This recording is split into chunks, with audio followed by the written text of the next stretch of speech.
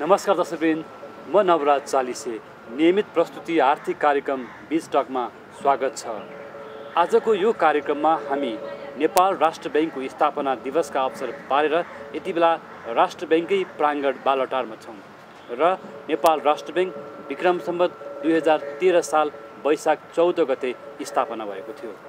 नेपाल राष्ट्र बैंक स्थापना हुँदाको चाहिँ संस्थापक गभर्नर, प्रथम गभर्नर हिमालय शमशेर राणा अहिले हामीसँग हुनुहुन्छ।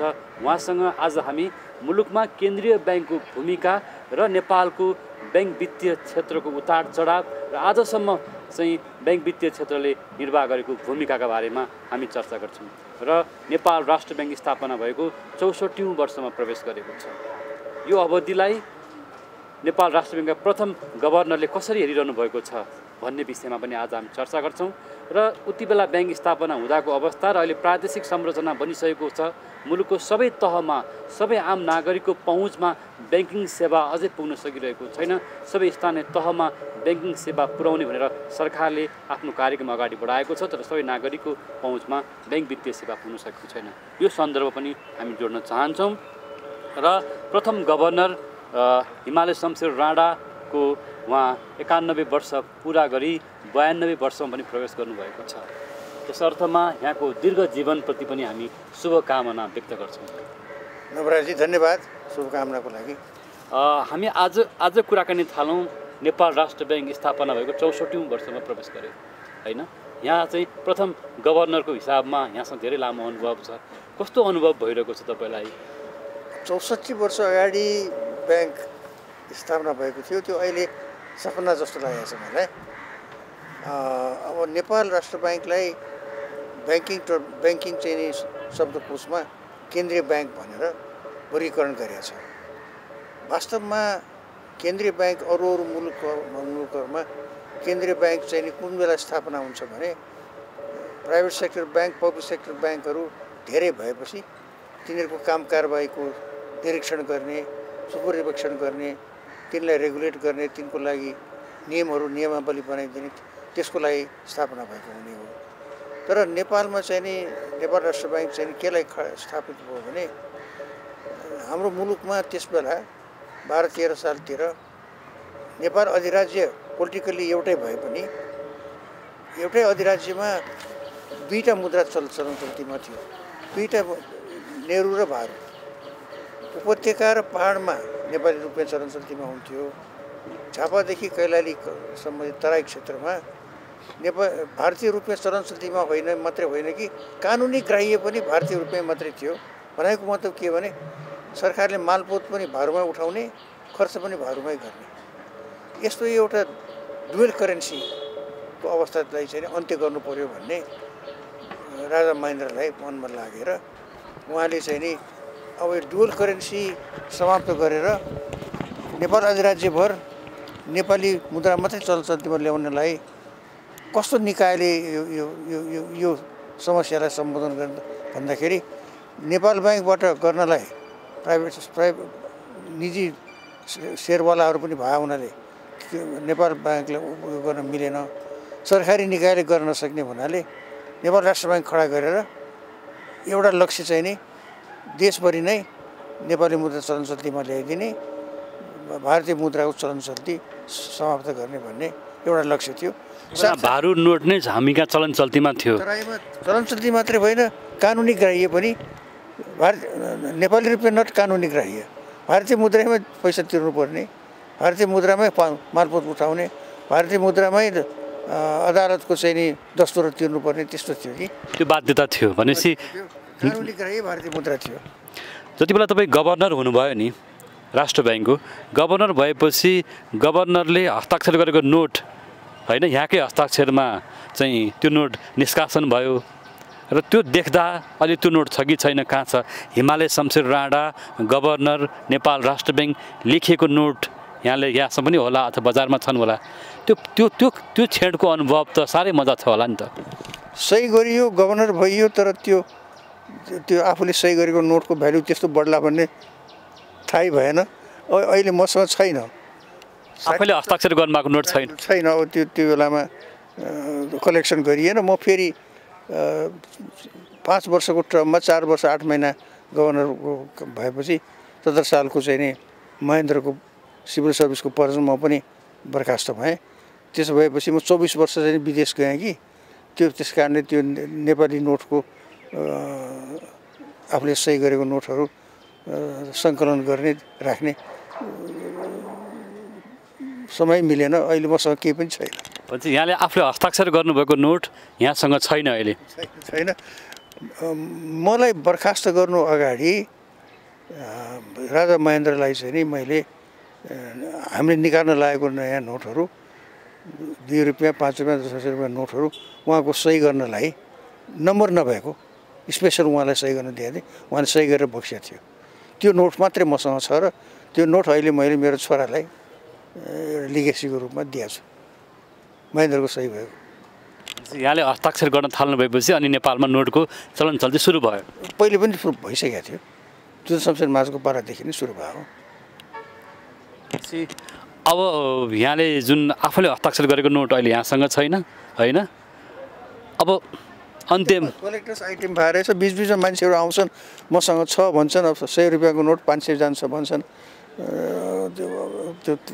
मैले यहाँहरूले जुन बेलामा राष्ट्र ब्याङ्कको स्थापना गर्नुभयो, केन्द्रीय ब्याङ्कको स्थापना गर्दाखेरिको त्यति बेलाको सङ्घर्ष अप्ठ्यारा दिनहरू निकै थिए। जबकि हामी भारु मुद्रा चाहिँ चलन चल्तीमा थियो, त्यो बेला दबाब पनि थियो होला होइन?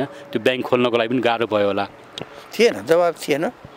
सरकारले निर्णय गरेपछि मलाई यो केन्द्रीय ब्याङ्क खडा गरेर राष्ट्र ब्याङ्क खडा गरेर यसको चाहिँ प्रायोरिटी चाहिँ नि एउटा देशभरि नै नेपाली मुद्रा चल्तीमा ल्याइदिने, अर्को लक्ष्य चाहिँ नि नेहरू भारूको सटै दर काठमाडौँको बजारमा 2-4वटा सराफीहरूले तलमाथि गरिराख्थे।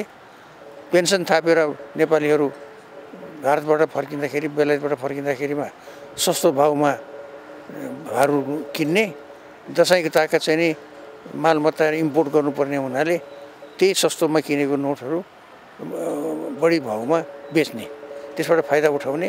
अनि त्यसमा अलिअलि त्यसमा सट्टेबाजी पनि चलेको हुनाले त्यो फ्लक्चुएसनले गर्दाखेरि जहिले पनि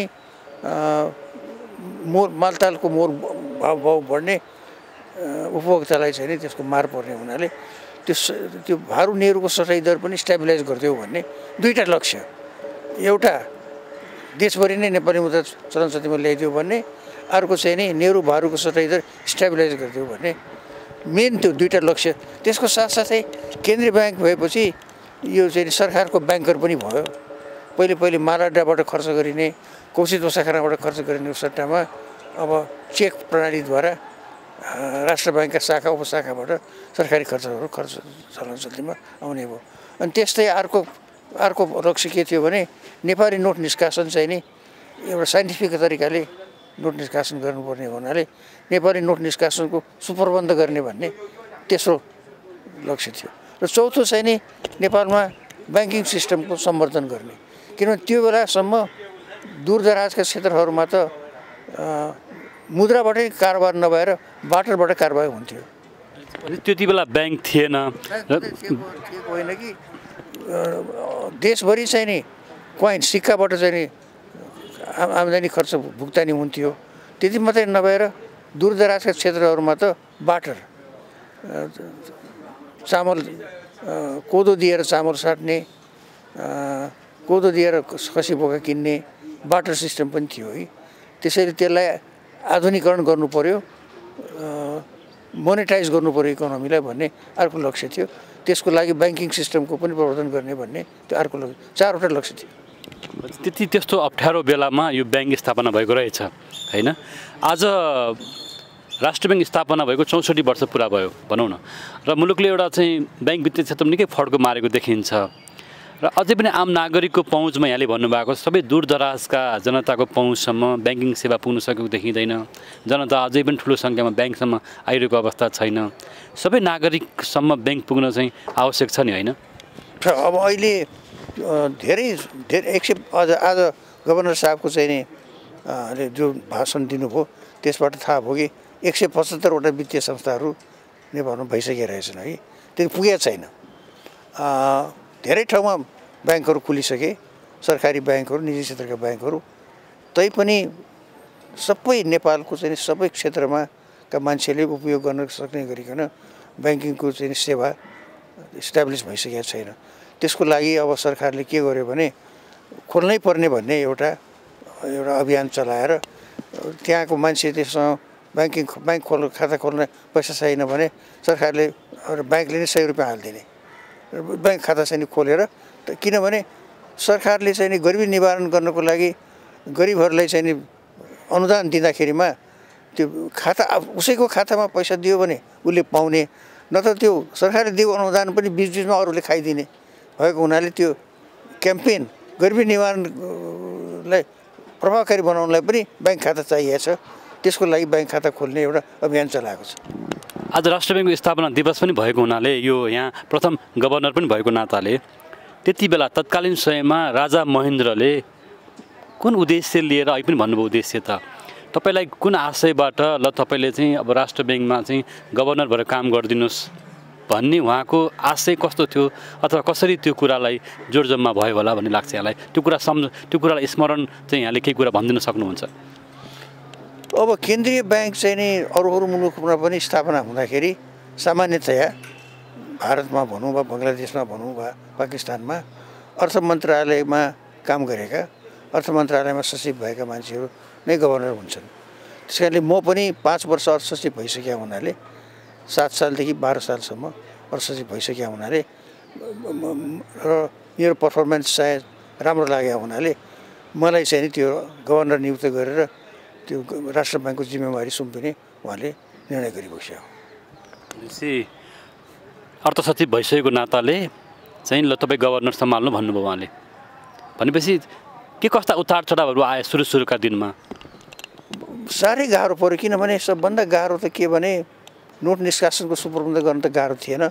नोट निष्कासन विभाग खडा गऱ्यौँ अनि नासिकबाट पहिले नोट छापेर आउँथ्यो त्यो बेलायतबाट नोट छाप्ने प्रबन्ध गरेर राम्रो डिजाइनको नोटको कागज चाहिँ नि राम्रो कागज सिक्युरिटीको प्रबन्ध समेत व्यवस्था भयो त्यो गऱ्यौँ। तर सबभन्दा गाह्रो चाहिँ नि नेहरू र भारूको सटै दर स्टेबलाइज गर्ने र तराईको क्षेत्रमा कैलालीदेखिको झापासम्म जुन तराई क्षेत्र छ त्यहाँ चाहिँ नि भारूको सट्टामा नेहरू चलनचल्तीमा ल्याउनको लागि के गर्नुपर्छ भन्ने कुरा बहुतै गाह्रो थियो। यो हुनै सक्दैन।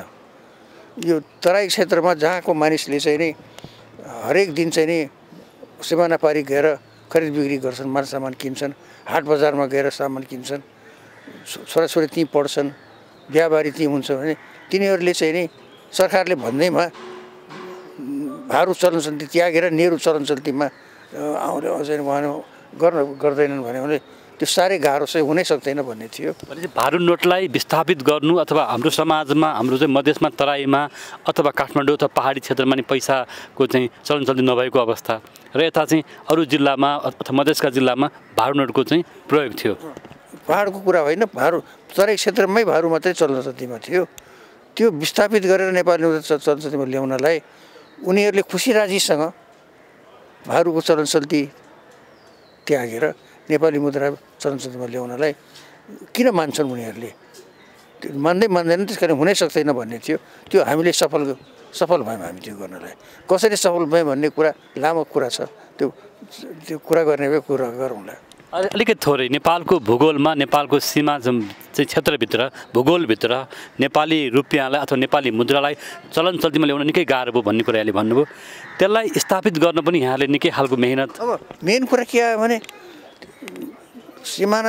भारतको सिमानासँग जोडिएका नेपाली नागरिकहरू, तराईका नेपाली नागरिकहरूको भारतको सिमाना पारीको मान्छेहरूसँग बजारसँग त्यस्तो राम्रो सम्बन्ध भएकोमा उनीहरूले नेपाली मुद्रा किन चलनचल्तीमा ल्याउने?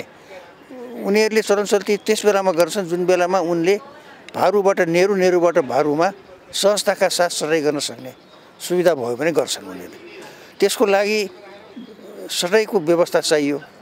कैलालीदेखि झापासम्म ब्याङ्कको नेपाल राष्ट्र ब्याङ्कको शाखा खोलेर उपशाखा खोलेर सटाइ डिपो खोलेर नेहरूबाट भारूबाट नेहरू चाहिँ नि सहजताका साथ त्यहाँ मान्छेहरूले सटाइ गर्न सक्ने व्यवस्था गर्नु पर्यो। मैले त्यो बहुतै गाह्रो थियो व्यवस्था गर्नलाई। अर्को कुरा व्यवस्था त गरौँला ल, मेसिनरी त खडा भयो कि, तर कुन रेटमा नेहरू भारूको कुन रेटमा चाहिँ नि अनलिमिटेड कन्भर्टिबिलिटी गर्ने, माने नेहरू भारूको सटै दर सीमित फिक्स गरेर त्यो त्यो त्यो त्यो फिक्स दरमा नेहरू भारू भएको मान्छेले नेहरूमा, नेहरू भएको मान्छेले भारूमा सहजताका साथ सटाइ गर्ने व्यवस्था गर्दाखेरिमा कुन रेटमा गर्न सकिन्छ भन्दाखेरि 3 वर्ष लाग्यो मलाई।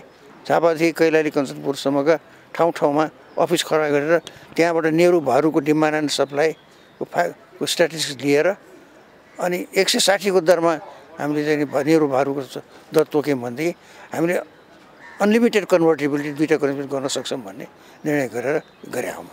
भारूसँग हाम्रो प्याक सिस्टम अहिले पनि छ नि हैन, त्यो प्याक सिस्टम चाहिँ अब कतिपय अवस्थामा आलोचना पनि भएको छ, अथवा प्याक सिस्टम चाहिँ रहेन भने अथवा नेपालको अर्थतन्त्र अथवा नेपालको मौद्रिक बजारलाई चाहिँ उतार चढाव ल्याउँछ भन्ने पनि छ।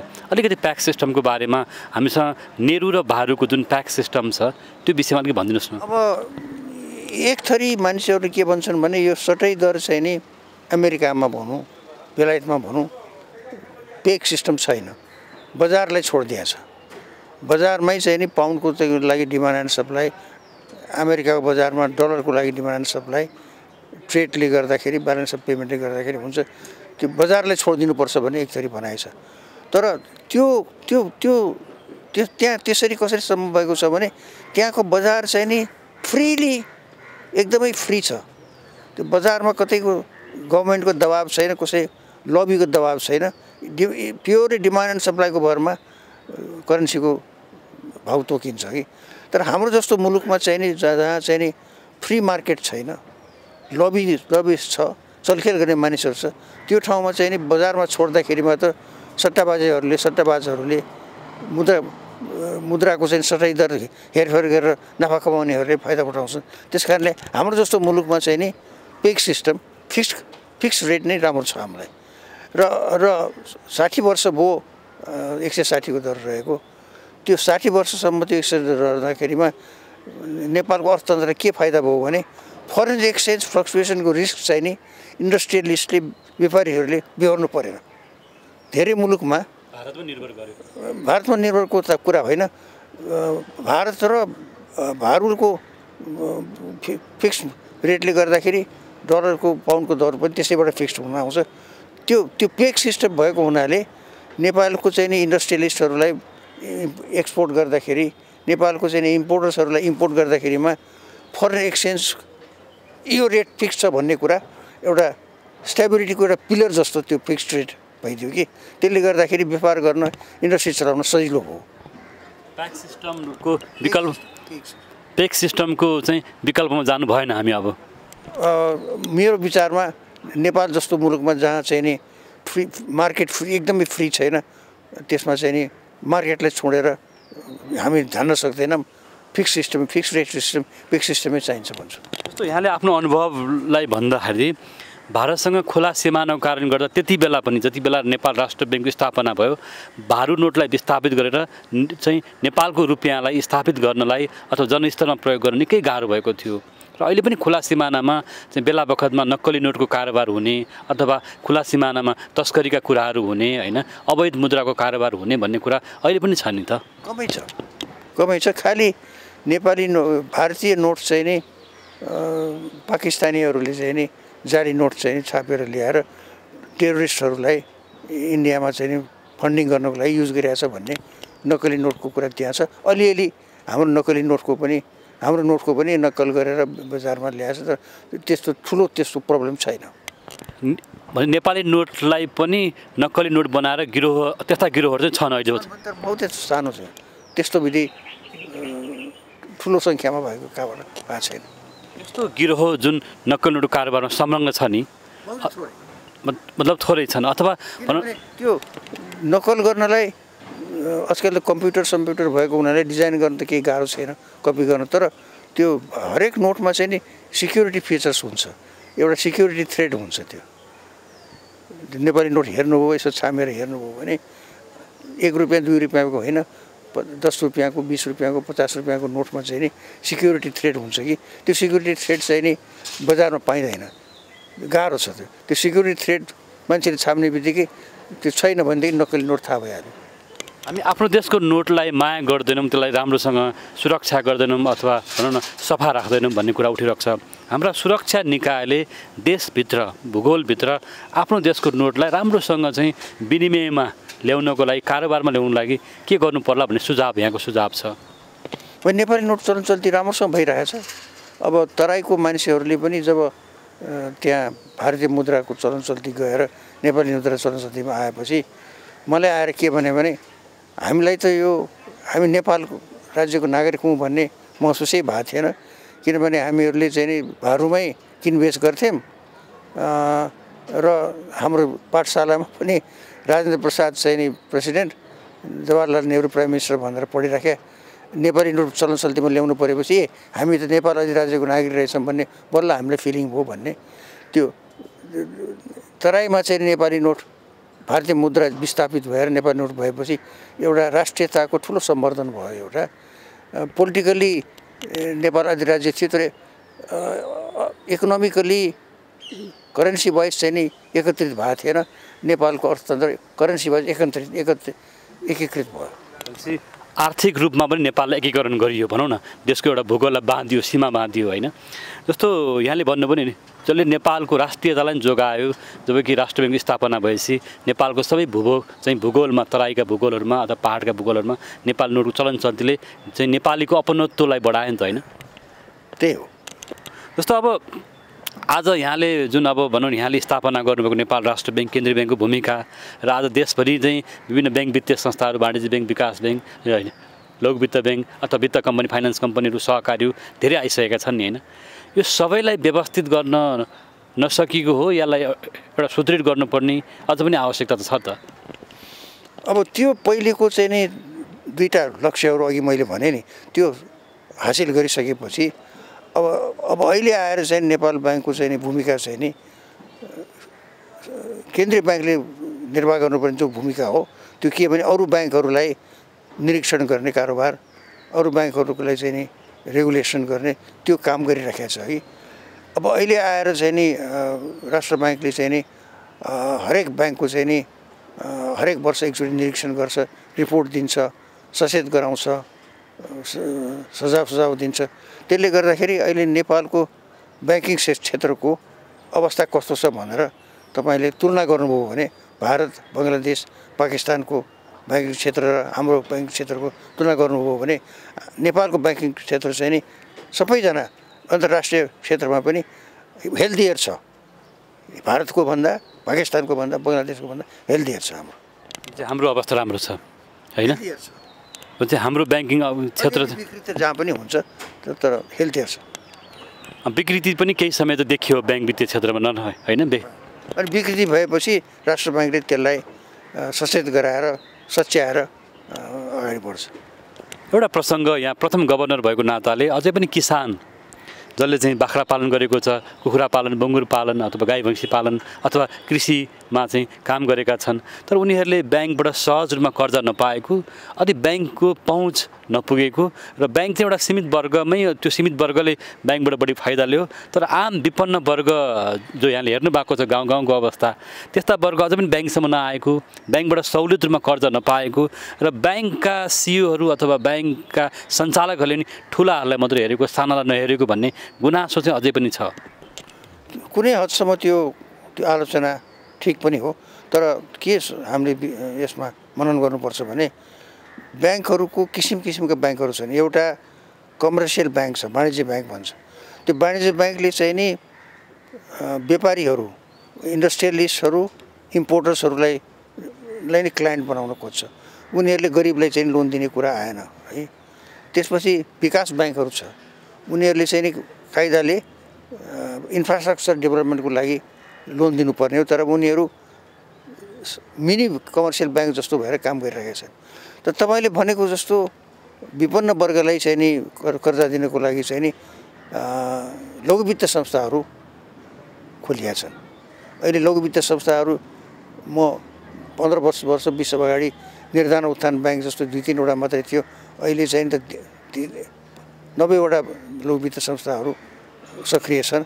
तिनीहरूले चाहिँ धितो नलिकन सिक्री जमानी भने एउटा व्यक्तिलाई मात्रै लोन दिनुको सट्टामा उसलाई लोन दिँदाखेरि त्यो त्यो त्यो क्षेत्रको 5-10जना मान्छेहरूले पनि जमानी बस्दिएर सिक्री जमानी चेन अफ त्यस्तो गरेर लोन दिने त्यो लघु वित्त संस्थाहरूको विस्तार हुँदैछ अहिले। जस्तो अहिले पनि जस्तो यहाँले चाहिँ हुन्छ नि भने ब्याङ्कले गरिबी निवारण गर्नुपर्ने अथवा गरिबको उत्थान गर्नुपर्ने अथवा सामाजिक उत्तरदायित्वलाई वहन गर्नुपर्ने हो नि त। गर्नुपर्ने हो, त्यसको लागि लघु वित्त संस्थाहरू विस्तार हुँदैछ।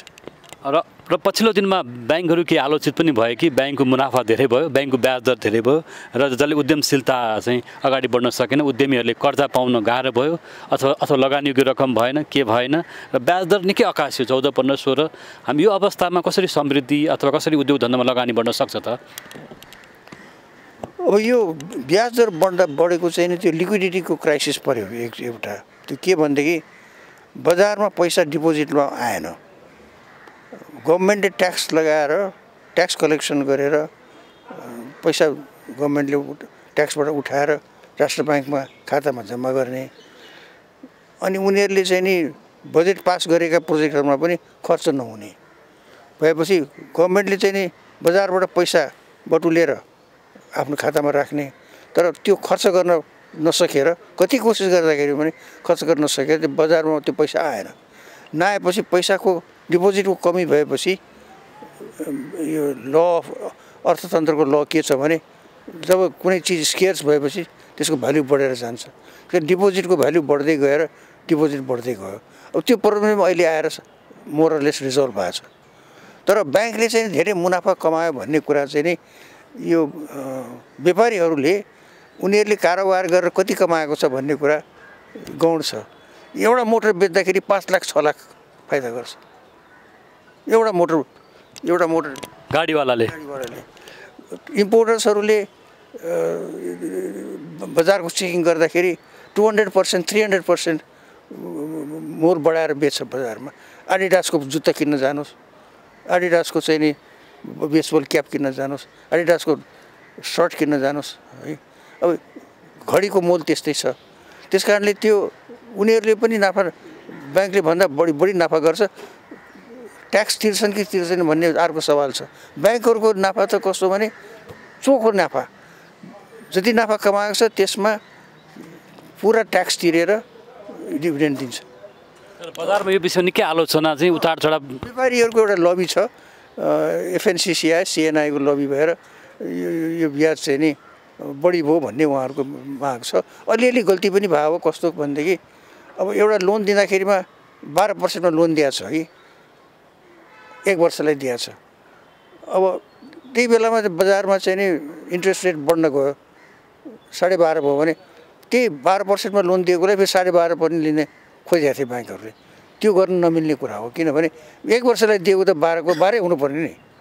त्यस्तो पनि एक दुईवटा ब्याङ्कले गरे हुनाले जस्तो केही ब्याङ्कहरू चाहिँ अझै पनि भनौँ न एउटा वित्तीय अनुशासनमा नबसेको अथवा एसएमएस गरेर अथवा भनौँ न रेडियोहरूलाई अथवा चाहिँ नागरिकलाई अलिकति दुःख दिए भन्ने गुनासो पनि छ। बजारको चाहिँ नि मुभमेन्ट हुनासाथ इन्ट्रेस्ट रेट बढ्ने बित्तिकै फेरि पहिले दिइसकेको ब्याज बढाएर ब्याज चार्ज गरे हुनाले त्यो चार्ज आएको हो।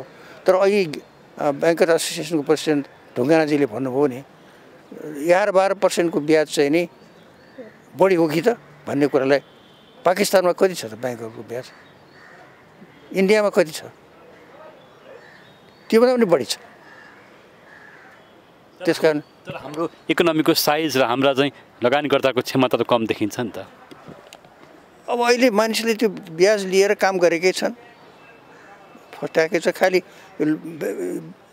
एफएनसिसिआई र सिएनआईको लबीको चाहिँ नि एउटा माग मात्रै हो यो। हस्, अब आम नागरिकले सबैले ब्याङ्किङ सेवा पाउँछन् भन्ने आशा विश्वास तपाईँमा छ? हुनुपर्छ। त्यसतर्फ कदमहरू चालिँदैछन्। हस् त, अन्त्यमा अब आम नागरिकलाई प्रथम गभर्नरका हैसियतले अथवा जसले नेपालमा राष्ट्र ब्याङ्क स्थापना गरेर आर्थिक एकीकरणमा महत्त्वपूर्ण भूमिका निर्वाह गर्नुभयो, यो क्षणलाई सम्झाउँदै के भन्नुहुन्छ? मेरो लाइफमा मैले त्यस्तै पर्यो, इतिहासको चाहिँ नि राजनीतिक इतिहासको संयोगले गर्दाखेरि अर्थसचिव हुन पाएँ। नयाँ पब्लिक फाइनेन्सको नयाँ सिस्टम खडा गर्ने एउटा अवसर पाएँ, गरेँ। एक्साइज डिपार्टमेन्ट खडा गरेँ, बजेट सिस्टम निकालेँ, एकाउन्ट जनरल अफिस खडा गरेँ, त्यसै राष्ट्र ब्याङ्क खडा गर्न पाएँ। त अब अहिले आएर चाहिँ नि मेरो परिचय सबैले चाहिँ नि त्यो अर्थसचिवको भन्दा पनि राष्ट्र ब्याङ्कको गभर्नरकै रूपमा मलाई चिन्छन् धेरैले। त्यसको कारण के भने त्यो नेहरू र भारूको सठाइ दर स्टेबलाइज गर्नै सकिँदैन भनेमा स्टेबलाइज गरेको र तराईमा चाहिँ नि नेहरू जलशक्तिमा ल्याउन सकिँदैन भनेको त्यो ल्याएकोमा सबैजनाले चाहिँ त्यसलाई सम्झेर सराहना गरेर राष्ट्र ब्याङ्कको बारेमा पनि चर्चा गर्छन्। र यो राष्ट्र ब्याङ्क चाहिँ संस्था चाहिँ नि 60 वर्ष भयो मर्यादित रूपमा सञ्चालन भइरहेको छ। त्यसले गर्दाखेरि राष्ट्र ब्याङ्कको कार्यक्रममा आउँदाखेरि आफूलाई गर्व लाग्छ, खुसी लाग्छ। आज पनि यहाँ सकि नसकि आएँ, बहुत खुसी साथ फर्फर गर्छु। धन्यवाद। न्युज 24 टेलिभिजनलाई पनि यहाँले महत्त्वपूर्ण समय, यो महत्त्वपूर्ण समय छेडमा हामीलाई उपलब्ध गराउनुभयो, यसप्रति हामी आभारी छौँ। दर्शक महानुभावहरू, अहिले नेपाल राष्ट्र ब्याङ्कका संस्थापक गभर्नर हिमालय शमशेर राणाज्यूसँग हामीले उहाँले त्यति बेला नेपाल राष्ट्र ब्याङ्क स्थापना गर्दाको छेडका बारेमा केही स्मरणहरू गराउने प्रयास गऱ्यौँ र मुलुकमा नेपाल राष्ट्र ब्याङ्क स्थापना भएर आर्थिक एकीकरणमा महत्त्वपूर्ण भूमिका निर्वाह गरेको छ, जहाँ तराई र मधेसका विभिन्न जिल्लाहरूमा अझै पनि भारू नोटको प्रयोगको बेलामा साँच्चै नेपाली नोटलाई स्थापित गर्नुपर्ने र नेपाली मुद्रालाई एउटा राष्ट्रिय चाहिँ नोटका रूपमा स्थापित गरेर आम नागरिक जनतामा नेपाली भावना, राष्ट्रियता र एउटा देशको भूगोलभित्र नेपाली मुद्रा चलाउनु निकै कठिन र चुनौतीपूर्ण समय थियो। त्यस क्षणलाई पार गरेर त्यसलाई सफलताका साथ आज नेपालका सबै भूभागमा नेपाली रुपियाँले राम्रो स्थान पाएको छ। चलन चल्तीमा, व्यवहारमा, विनिमयमा चाहिँ आज महत्त्वपूर्ण हिस्सा आएको छ र नेपाल चाहिँ आज ब्याङ्किङ क्षेत्रमा ठुलो फड्को मारिसकेको छ। यद्यपि सबै आम नागरिकको हातमा, पहुँचमा ब्याङ्क पुर्याउन अझै बाँकी छ। सरकारले कसरत पनि गरिरहेको छ कि स्थानीय तहका सबै क्षेत्रमा ब्याङ्क पुर्याउन लागि। दर्शकवृन्द, आज नेपाल राष्ट्र ब्याङ्क स्थापना भएको 64 वर्षको चाहिँ अवसरमा हामी यो कार्यक्रम प्राङ्गण स्थलमै बालाटारमा नै आज हामीले संस्थापक गभर्नर हिमालय शमशेर राणासँग केही कुरा गर्ने मौका पायौँ। यो अवसरका लागि पनि उहाँप्रति आभार व्यक्त गर्दै र हामी चाहिँ कार्यक्रममा क्यामेरामा मदन सापकोटा साथै सहयोगी मित्र भवना चौलागाईलाई पनि धन्यवाद दिँदै म पनि यो कार्यक्रमबाट बिदा माग्छु। नमस्कार।